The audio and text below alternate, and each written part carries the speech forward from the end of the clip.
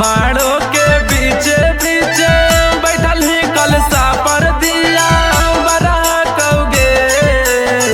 माड़ो के बीचे बीचे बैठल ही कलसा पर दिया बरा कौगे। ए जान गे जैसे जैसे हरदी तोरा चढ़ाओ कर जवा हमर जरा कौगे। ए जान गे जैसे जैसे हरदी तोरा चढ़ाओ कर जवा हमर जरा कौगे। माड़ो के बीचे बीचे बैठल ही कलसा पर दिया बरा कौगे। माड़ो के बीचे बीचे बैठल ही कलसा पर दिया बरा कौगे। ए जान गे जैसे जैसे हरदी तोरा चढ़ाओ कर जवा हमर जरा कौगे। ए जान गे जैसे जैसे हरदी तोरा चढ़ाओ कर जवा हमर जरा कौगे।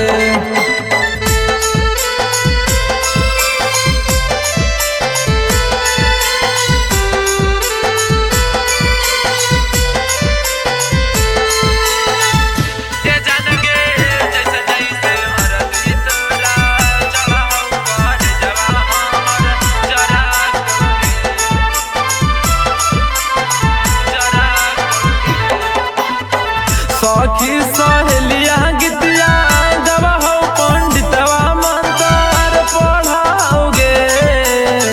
सखी सहेलिया गीतिया गवा हो पंडितवा मंत्र पढ़ाओगे।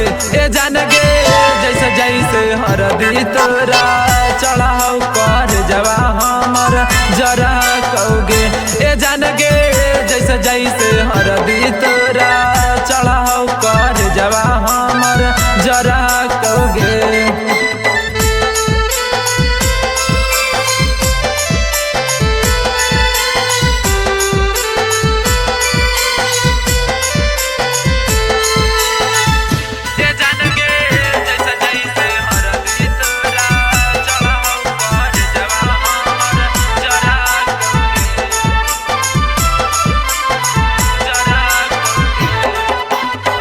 अनटू महेश के नानी देखा ही मड़वा में खाली फेंका हाथी गे।